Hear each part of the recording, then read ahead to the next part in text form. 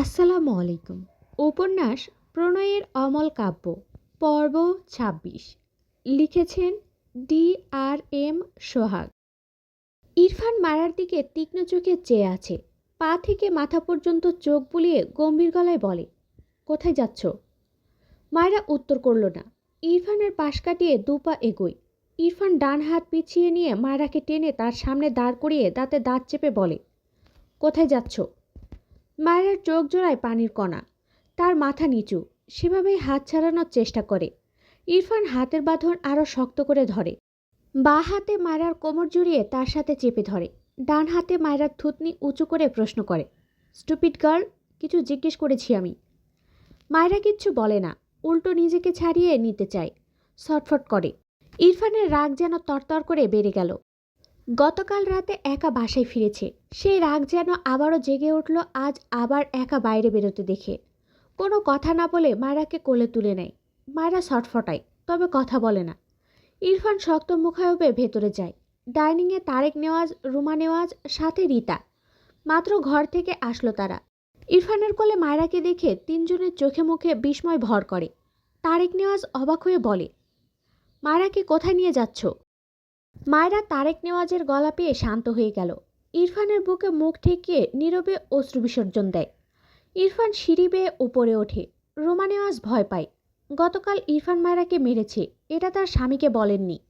এখন ইরফান আবার কোনো কারণে রেগেছে কিনা, আবার যদি মারে। অতপর বলে, ইরফান, ওকে নামিয়ে দাও, কিছু বলো না। ইরফান শুনল না কারো কথা। তারেক নেওয়াজ ভ্রুকুচকে তাকালো। মায়রার পরনে বোরখা, আর মেয়েটাও কেমন যেন শান্ত হয়ে আছে। কিছু একটা ভেবে চুপ থাকলেন। সাথে রোমা নেওয়াজকেও থামতে বললেন। তারেক নেওয়াজ অভিজ্ঞ চোখে মায়রা আর ইরফানের প্রস্থান দেখল। রোমা নেওয়াজ তার স্বামীর দিকে চায়ের কাপ বাড়িয়ে দিয়ে বলে, আটকালে না কেন? যদি আবার মারে? তোমার ছেলের বিশ্বাস নেই। তারেক নেওয়াজ সোফায় বসে চায়ের কাপে চুমুক দেয়। কিছু জল্পনা কল্পনা করে বলে, মারলে এখানেই মারত, ঘরে নিয়ে যেত না। একটু থেমে আবারও বলে, তোমার ছেলে মায়রাকে কেন এনেছে জানো? কেন এনেছে? মায়রার অ্যাজমা, এজন্য ওর ফ্রেন্ড সীমান্তর কাছে নিয়ে গিয়েছিল। শুদ্ধর কাছে কল করেছিলাম। রোমা নেওয়াজ বিস্ময় নিয়ে তাকালো তার স্বামীর পানে। মুখ ফসকে বলে দেয়, কিন্তু কালকে যে ইরফান মায়রাকে আবার মারল। কথাটা শুনে তারেক নেওয়াজ অবাক হয়ে তাকায়। রোমা নেওয়াজ নিজেও কথাটা বলে থমত খেয়ে যায়। তারেক নেওয়াজ বসা থেকে উঠে দাঁড়ালেন। হাতের কাপ ঠাস করে টেবিলে রেখে গটগট পায়ে সিঁড়ি বেয়ে উপরে ওঠে। রোমা নেওয়াজ কপাল চাপড়ায়। কি দরকার ছিল বলার? অসহায় চোখে স্বামীর পিছু পিছু যায় আর ডাকে, কিছু বলো না, দাঁড়াও। ইরফান দ্রুত পায়ে তার ঘরে গিয়ে ঘরের দরজা লক করে দেয়। মায়রাকে নামিয়ে দিয়ে টান দিয়ে হিজাব খুলে ছুঁড়ে ফেলে। জ্বলন্ত চোখে মায়রার দিকে চেয়ে আছে। মায়রার মুখায়ব জুড়ে ভীতি, চোখ থেকে পানি গড়ায়। তারেক নেওয়াজ রেগে গটগট পায়ে ইরফানের ঘরের দরজার সামনে এসে দাঁড়ায়। অনবরত দরজায় থাপ্পড় দিয়ে ডাকে, ইরফান, দরজা খোলো, মায়রাকে বের হতে দাও। দরজার বাইরে বাবার ডাকে ইরফানের মাথা যেন আরও দাউ দাউ করে জ্বলতে লাগলো। চিৎকার করে বলে, বাবা, এখান থেকে যাও, আমায় রাগিও না। তারেক নেওয়াজ রেগে বলে, খবরদার, মায়রাকে মারবে না, আমি বলেছি দরজা খোলো। ইরফান দু হাতে মাথার চুল টেনে বলে, আমার ওয়াইফকে আমি মারবো, কাটবো, সময় মতো আদরও করব, যা ইচ্ছা করব, তুমি যাও এখান থেকে। তারেক নেওয়াজ ছেলের কথায় থম্মত খেয়ে যায়। পাশ থেকে রোমা নেওয়াজ তার স্বামীর হাত টেনে নিয়ে যেতে যেতে বলে, এসো, তুমিই তো বললে ইরফানের কর্মকাণ্ড, এখন নিজেই বাচ্চাদের মতো আচরণ করছো কেন? তারেক নেওয়াজ রেগে বলে, তাই বলে মেয়েটাকে মারবে? এই ছেলে কবে মানুষ হবে? রোমা নেওয়াজ কিছু বলল না, দীর্ঘশ্বাস ফেলল। এদিকে ইরফান হঠাৎই তার ডান হাতে শক্ত করে মায়রার গাল চেপে চিৎকার করে বলে, এই পুচকিমি, এত সাহস কোথায় পেয়েছো? অ্যান্সার মি, একা একা কোথায় যাচ্ছিলে? মায়রা কথা বলে না। ইরফান দাঁতে দাঁত চেপে বলে, স্পিক আপ, রেডি হয়েছে কেন বলো? ইরফানের শক্ত কথায় মায়রা কেঁপে ওঠে, তবুও কোনো কথা বলে না। মায়রাকে চুপ থাকতে দেখে ইরফান রেগে মায়রার গালে থাপ্পড় মারতে গিয়ে থেমে যায়। বাম গালের স্পট এখনও জলজল করছে। মায়রা চোখ বুজে, বন্ধ চোখের পাতা বেয়ে ঝপঝপ করে পানির কণা বেয়ে পড়ে। ইরফান মায়রার মুখ পানে চেয়ে মায়রার গাল ছেড়ে দেয়। বা হাত নামিয়ে নেয়, যেটা থাপ্পড় মারতে উঠিয়েছিল। অবাক হয় মায়রাকে কথা বলতে না দেখে। ঢোক গিলে দু হাতের আজলায় মায়রার দুগাল নিয়ে নরম গলায় জিজ্ঞেস করে, কাঁদছো কেন? মায়রা কিচ্ছু বলে না, নীরবে অশ্রু ঝরায় চোখ থেকে। ইরফান মায়রার পুরো মুখ অবলোকন করে। কান্নার দাপটে পুরো মুখ কেমন লাল হয়ে আছে। আবারও নরম গলায় জিজ্ঞেস করে, কোথায় যাচ্ছিলে? মায়রা এবারেও কথা বলে না। ইরফান রেগে যাচ্ছে। ফোঁস করে শ্বাস ফেলে নিজেকে সামলে ধমকে বলে, স্টুপিড, কথা বলো, রাগিও না আমায়। মায়রা তবুও কথা বলে না। ইরফান এদিক ওদিক পায়চারি করে রাগে দরজায় লাথি বসায় একটা। মায়রা কেঁপে ওঠে, মাথা নিচু করে থাকে। ইরফান দু হাতে মাথার চুল টেনে ধরে। এরপর মাথা তুলে মায়রার দিকে তাকায়। গায়ে বোরখা জড়ানো, মাথার চুল এলোমেলো হয়ে আছে। চোখ মুখের অবস্থা কেঁদে কেটে খারাপ হয়ে গিয়েছে।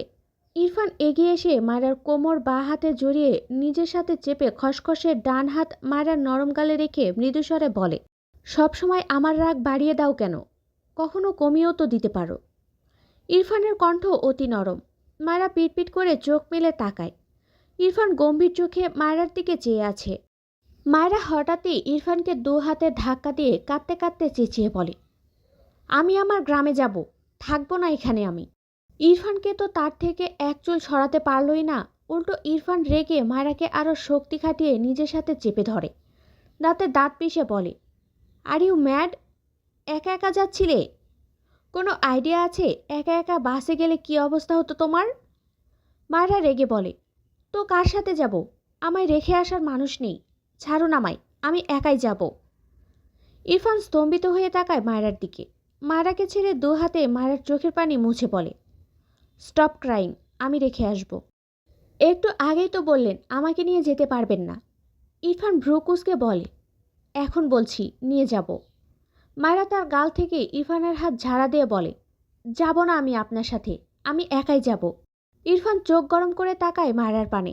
দু হাতে মায়রাকে শক্ত করে চেপে বলে, আমি বলেছি মানে আমার সাথেই যাবে।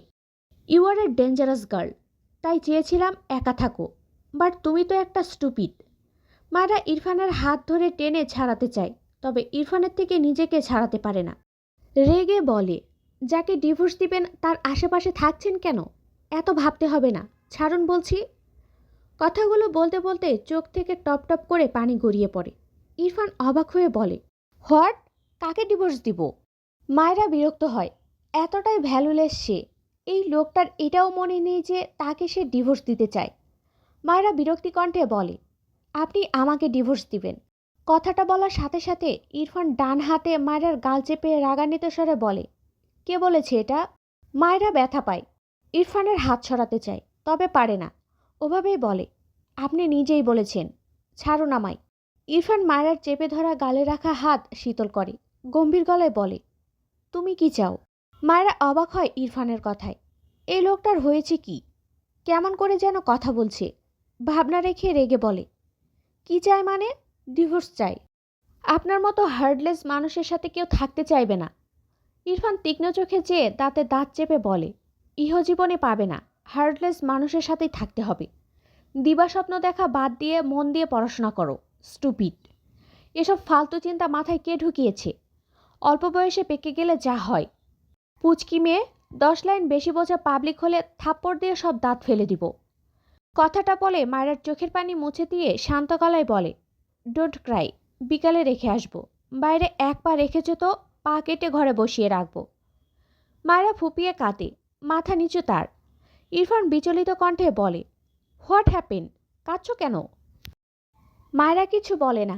ইরফান মায়রাকে কোলে তুলে বেডে বসিয়ে দেয়। মায়রা রেগে ইরফানকে ধাক্কা দেয়। ইরফান তীক্ষ্ণ চোখে মায়রার দিকে চেয়ে আছে। হঠাৎই মায়রাকে ঝাপটে ধরে শুয়ে পড়ে। কানের কাছে ফিসফিসিয়ে বলে, জ্বালিও না। কথাটা বলে মায়রার মাথায় গাল ঠেকিয়ে চোখ বুজে নেয়। মায়রা কেঁপে ওঠে, কান্নামাখা গলায় বলে, কি করছেন?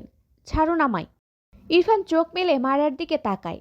বাঁ হাতে মায়রাকে নিজের সাথে চেপে ডান হাতে মায়রার মুখ মুছে দিয়ে বলে, ডোন্ট ক্রাই, ঘুমাও। মায়রা কান্না ভেজা চোখে ইরফানের দিকে চেয়ে আছে। ঘুমাও মানে? মনে হচ্ছে সে ছোট বাচ্চা, কাঁদছে বলে তাকে ঘুম পাড়াচ্ছে। মুচড়ামুচড়ি করতে করতে বলে, আমায় ছাড়ুন বলছি, আমি গ্রামে যাব, ঘুমাবো না আমি। ইরফান শুনল না মায়রার কথা, শক্ত করে মায়রাকে নিজের সাথে ধরে চোখ বুজে রইল। মায়রার আরও কান্না পাচ্ছে। এই লোক এমন সাপের মতো পেঁচিয়ে ধরেছে কেন তাকে? বাহাতে ইরফানের বুক ঠেলে বলে, ছাড়ুন আমায়, দম বন্ধ লাগছে। ইরফান চোখ মেলে তাকায়, গম্ভীর গলায় বলে, বমি করতে চাইছ? মায়রা চোখ বড় বড় করে তাকায়। গতকালের কথা মনে পড়তেই ঢোক গিল। দ্রুত চোখ বুজে মাথা নামিয়ে নেয়। ফলস্বরূপ ইরফানের বুকে তার মুখ ঠেকে। ইরফান মায়রাকে দেখে ঠোঁট বাঁকিয়ে একটু হেসে চোখ বুজে নেয়। মায়রার ঘাড়ে ইরফানের গরম নিঃশ্বাস পড়ছে। মেয়েটা কেমন হাঁসফাঁস করে। মিনমিন করে বলে, দূরে সরুন। ইরফান চোখ বুজে গম্ভীর গলায় বলে, no, I will sleep now, don't disturb me. Myra রেগে বলে, আপনি ঘুমান, আমি ঘুমাবো না। আমায় এভাবে ধরে রেখেছেন কেন? ইরফান বিরক্ত চোখে তাকায় মায়রার দিকে, রেগে বলে, because you are a monkey, ছেড়ে দিলে বাদরামি স্টার্ট হবে। So don't shout. 1 আওয়ার ঘুমাবো, দেন অফিস যাব। আর একবার ডিস্টার্ব করেছে তো বমি করলেও এটা খাবো। লাস্ট কথাটা মায়রার গোলাপি ঠোঁটের দৃষ্টি রেখে বলে। মায়রা ইরফানের দৃষ্টি দেখে চোখ নামিয়ে নেয়। হঠাৎই ইরফানকে তার একদম মুখের সামনে দেখে বাঁ হাতে নিজের ঠোঁট চেপে ভীত চোখে তাকায় ইরফানের দিকে। ইরফান মায়রার চোখের দিকে তাকালো, মৃদু স্বরে ঠান্ডা গলায় বলে, কিছু করব না, ডিস্টার্ব করো না। কথাটা বলে চোখ বুজে নেয়। মায়রা পিটপিট করে তাকিয়ে থাকে ইরফানের দিকে, মিনমিন করে বলে, আমার গরম লাগছে। ইরফান বিরক্ত হয়ে মায়রাকে আরও শক্ত হাতে চেপে দাঁতে দাঁত খিঁচে বলে, স্টুপিড, আমায় না জ্বালালে তুমি শান্তি পাও না? মায়রা চোখ পিটপিট করে তাকায়। ইরফান মায়রাকে ছেড়ে উঠে দাঁড়ায়। টেবিলের ওপর থেকে এসির রিমোট নিয়ে পাওয়ার একদম লো করে দেয়। মায়রা ছাড়া পেয়ে দ্রুত বিছানা থেকে নামতে গেলে ইরফান ঝড়ের বেগে এসে মায়রাকে বিছানার সাথে চেপে ধরে। রেগে বলে, থাপ্পড় খেতে না চাইলে বাদরামি অফ করো। মায়রা অবুঝ গলায় বলে, আপনার সাথে থাকলে আমার গরম লাগে, আমি কোথাও যাব না, প্লিজ ছেড়ে দিন।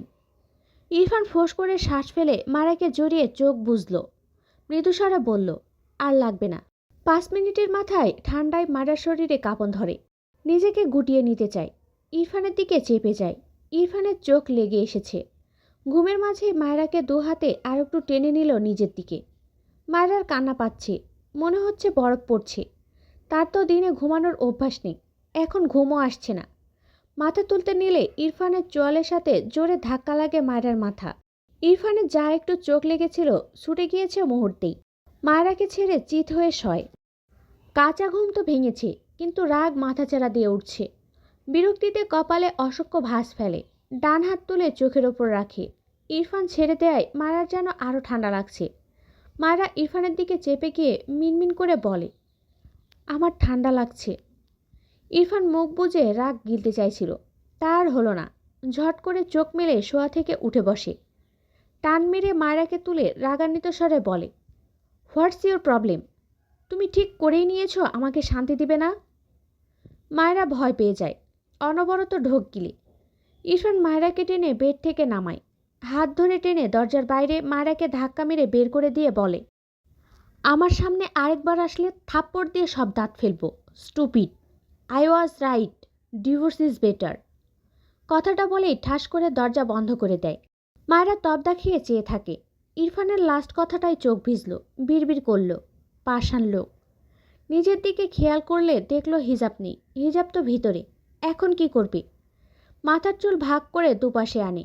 এগিয়ে গিয়ে নিচে নজর করলে দেখলো ডাইনিংয়ে কেউ নেই। এমনিতেও বাসায় কেউ নেই। মূলত তারেক নিয়াজ ডাইনিংয়ে কিনা এটাই দেখলো। দেখতে না পেয়ে স্বস্তির নিঃশ্বাস ফেলল। এরপর দ্রুত পায়ে সিঁড়ি বেয়ে নিচে নামে। সিঁড়িতে তার পার্স পড়ে থাকতে দেখে হাতে তুলে নেয়। এরপর এক দৌড়ে তার ঘরে যায়। দরজা আটকে চুলগুলো বেঁধে নেয়। দেয়াল ঘড়িতে দেখল 8টা 30 বাজে। দীর্ঘশ্বাস ফেলে। আরেকটা হিজাব বের করে মাথায় বেঁধে নেয়। এরপর পার্স হাতে নিয়ে কাউকে না বলে বাড়ি থেকে বেরিয়ে যায়। ডিভোর্স ইজ বেটার কথাটা ভেবে চোখ থেকে পানি গড়িয়ে পড়ে। ডান হাতে তা মুছে নেয়। পায়ের গতি বাড়ায়। মেন গেটে রহমত চাচা মায়রাকে একা দেখে অবাক হলো, কিন্তু যেচে কিছু জিজ্ঞেস করলো না।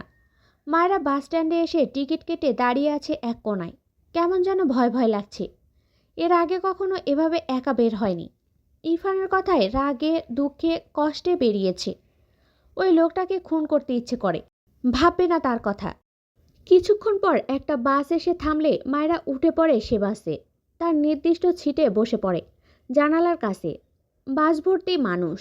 মায়েরা ভয় পাচ্ছে। সে তো গ্রামের মেয়ে, শহরে এভাবে একা একা চলাচল করেনি কখনো। ইনায়া তার ঘর থেকে বেরিয়ে মায়েরার ঘরে আসে। আজ উঠতে উঠতে লেট হয়েছে। গতকাল মায়েরা ঘুমিয়ে যাওয়ায় আর কথা হয়নি। গতকাল কি হয়েছিল, কেন একা একা বাড়ি চলে আসলো সেসব নিয়ে কথা বলবে। কিন্তু মায়রার ঘরে এসে মায়রাকে দেখতে না পেয়ে ভ্রু কুঁচকাল। ভাবল ওয়াশরুমে গিয়েছে। তাই বেশ কিছুক্ষণ বসে অপেক্ষা করলো মায়রা বের হওয়ার। কিন্তু অনেকক্ষণ পরেও যখন দেখলো মায়রার খবর নেই, তখন এগিয়ে গিয়ে ওয়াশরুম চেক করলে কাউকে দেখতে পায় না। বেলকনি চেক করে, কোথাও নেই। ঘর থেকে বেরিয়ে রোমা নেওয়াজকে জিজ্ঞেস করলে তিনি বলেন ইরফানের ঘরে। ইনায়া অবাক হয়। মায়রা ভাইয়ার ঘরে কি করে? তার ভাইয়া বাসায় আছে নাকি তা জানে না। কি মনে করে সিঁড়ি বেয়ে উপরে যায় ইরফানের ঘরের দিকে। দরজা ঠেললে আপনা আপনি দরজা খুলে যায়। ঘরের লাইট জ্বালিয়ে দেখলো ভেতরে কেউ নেই। গিয়েছে কোথায় এরা? ঘর থেকে বেরিয়ে ছাদে যায় মায়রাকে খুঁজতে। ছাদেও না পেয়ে হতাশ হয়ে ফিরে এসে তার মাকে বলে। রোমা নেওয়াজ অবাক হয়। ইরফান যে তখন মেয়েটাকে ওর ঘরে নিয়ে গেল। ইরফান কি মায়রাকে গ্রামে রাখতে গিয়েছে? রোমা নেওয়াজ ইরফানের নাম্বারে কল করে, কিন্তু ইরফানকে ফোনে পায় না। মায়রার নাম্বারে কল করে তাকেও পায় না। উপায় না পেয়ে দ্রুত তারেক নেওয়াজের নাম্বারে কল করেন। কাউকেই কলে না পেয়ে হতাশ হলেন। ইরফান অফিসের উদ্দেশ্যে বের হয়েছে, আর তারেক নেওয়াজ অফিসের কাজে গাজীপুরের উদ্দেশ্যে বের হয়েছে। তবে মায়রা গেল কোথায়? এরপর শুদ্ধর নাম্বারে কল দিয়ে ব্যাপারটা জানালে শুদ্ধ জানাই দেখছে। শুদ্ধ কল কেটে ইরফানদের অফিসের উদ্দেশ্যে বের হয়। ইনায়া ঘরে গিয়ে তার ফোন চেক করে দেখে মায়রা কল দিয়েছিল। সে ব্যাক করার আগেই আবারও মায়রার কল আসে। ইনায়া দ্রুত কল রিসিভ করে বলে, মায়রা কোথায় তুমি? মায়রা জিভ দিয়ে ঠোঁট ভিজিয়ে বলে, আপু আমি গ্রামে যাচ্ছি, তুমি বাবা আর মাকে একটু বলে দিবা। ইনায়া অবাক হয়ে বলে, কার সাথে যাচ্ছ? ভাইয়া তো অফিসে, বাবাও কাজে বেরিয়েছে। একাই যাচ্ছি আপু। মানে? মায়রা তুমি একা কিভাবে যাচ্ছ? আম্মু বাবা শুনলে খুব রাগ করবে। সরি আপু, কিছু হবে না, আমি বাসে উঠে পড়েছি, পৌঁছিয়ে তোমাকে কল করব। ইনায়ার কান থেকে রোমা নেওয়াজ ফোন কেড়ে নিয়ে রেগে বলে, তুমি একা কেন বের হয়েছ? রাস্তাঘাট ভালো না, জানো না? আমাদের কাউকে বলার প্রয়োজন মনে করলে না, একা একা বেরিয়ে গিয়েছো। মায়েরা চুপচাপ শুনল। রোমা নেওয়াজ আরও অনেক কথা শোনালো ধমকি। এরপর ইনায়ার হাতে দিয়ে বলে, পৌঁছানোর আগ পর্যন্ত একটু পরপর কল করে শুনবি ও কোথায়।